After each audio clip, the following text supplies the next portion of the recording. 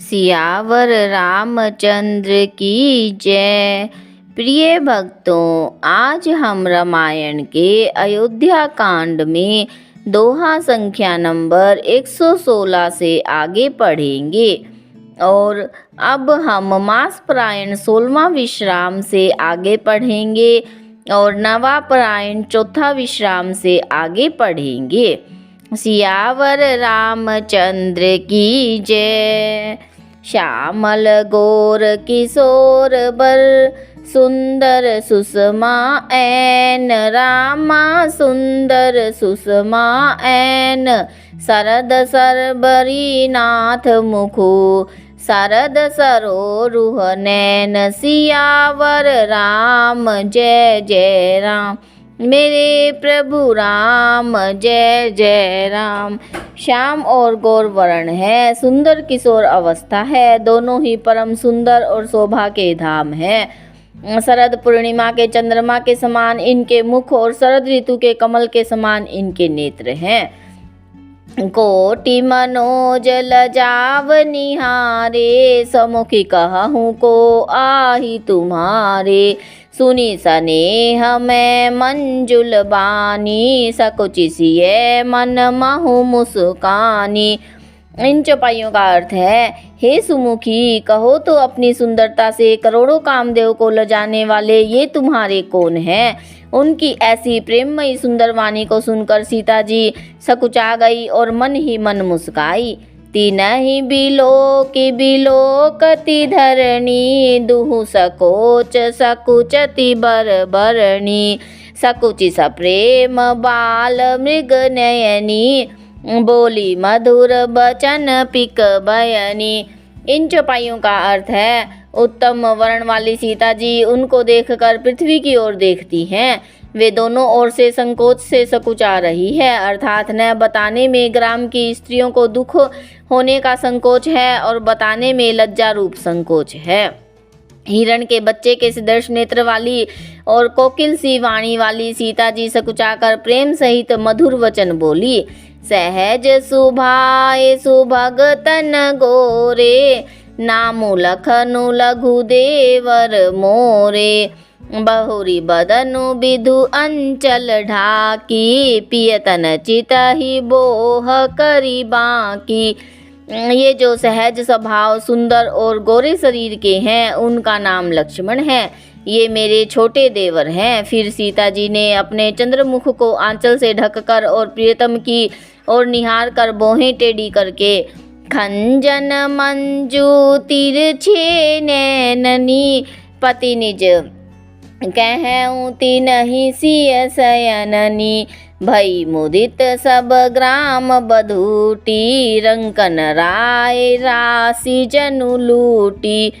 इन चौपाइयों का अर्थ है, खंजन पक्षी से सुंदर नेत्रों को तिरछा करके सीता जी ने इशारे से उन्हें कहा, ये श्री रामचंद्र जी मेरे पति है। यह जानकर गांव की सब युवती स्त्रियां इस प्रकार आनंदित हुई मानो कंगाल ने धन की राशियां लूट ली हो। अति सप्रेम सिय पाए परी बहुविधि देहि आशीष। सदा सोहागनी हो तुम जब लगी मही अहि शीस। सियावर राम जय जय राम।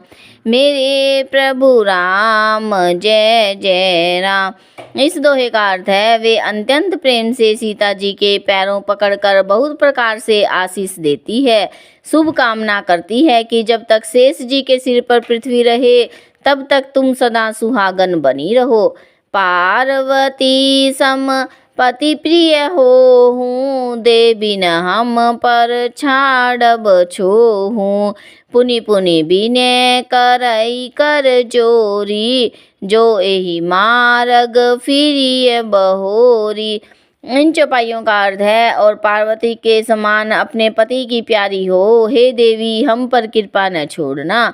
हम बार बार हाथ जोड़कर विनती करती हैं जिसमें आप फिर इसी रास्ते से लौटें। दर्शनु देव जानी निज दासी लखिसिय सब प्रेम पियासी। मधुर बचन कही कही परितोषी जनु कमुंदनी कोमदि पोषी। इन चौपाइयों का अर्थ है, और हमें अपनी दासी जानकर दर्शन दे। सीता जी ने उन सबको प्रेम की प्यासी देखा और मधुर वचन कह कहकर उनका भली भांति संतोष किया, मानो चांदनी ने कुमुदनियों को खिलाकर पुष्ट कर दिया हो। तबाही लखन रघुबर रुख जानी, पूछेहु मगु लोगन मृदुबानी। सुनत नारी नर भय दुखारी, पुलकित गात बिलोचन बारी। इन चौपाइयों का अर्थ है, उसी समय श्री रामचंद्र जी का रुख जानकर लक्ष्मण जी ने कोमल वाणी से लोगों से रास्ता पूछा। यह सुनते ही स्त्री पुरुष दुखी हो गए, उनके शरीर पुलकित हो गए और नेत्रों में जल भर आया। मीठा मोदु मन भय मलीने, विधि निधि दीन लेत जनु छीने। समुझि करम गति धीरजु कीना, सोधी सुगम मगु तिन कही दीना। इन चौपाइयों का अर्थ है, उनका आनंद मिट गया और मन ऐसे उदास हो गया मानो विधाता ने दी हुई संपत्ति छीन ली हो। कर्म की गति समझकर उन्होंने धैर्य धारण किया और अच्छी तरह निर्णय करके सुगम मार्ग बतला दिया। लखन जान की सहित तब, गवनु कीन रघुनाथ। रामा गवनु कीन रघुनाथ।